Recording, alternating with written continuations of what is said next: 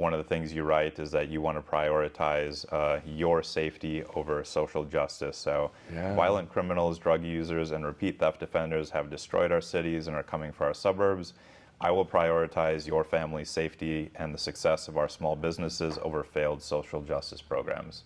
Exactly. So go ahead and talk a little bit about what sort of legislation you think is harming, causing California to decline, and where your position is different than your opponent. Yes.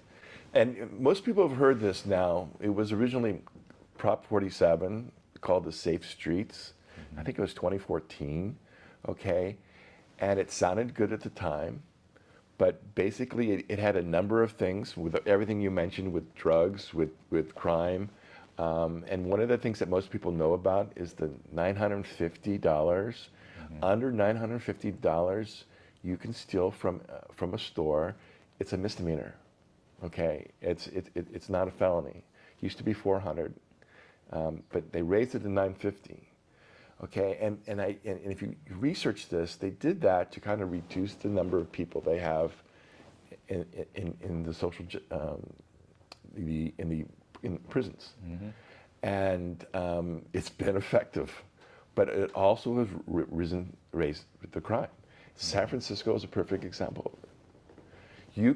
You can go to a store and steal less than $950, and then you can go down the street to another store the same day, same hour, and steal another $900. You only get charged with one of them, and it's a misdemeanor. Got it. So how does that affect what's going on? Well, the people have realized that, and we've come up with a proposition to correct that.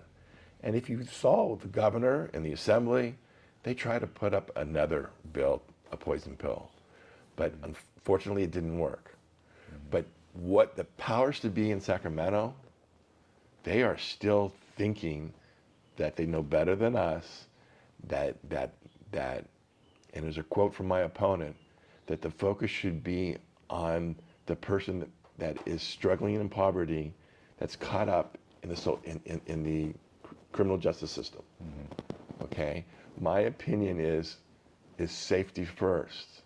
Before we do any kind of social engineering when it comes to public safety, we got to make sure our families, our children are safe. And that's not happening right now. Sure.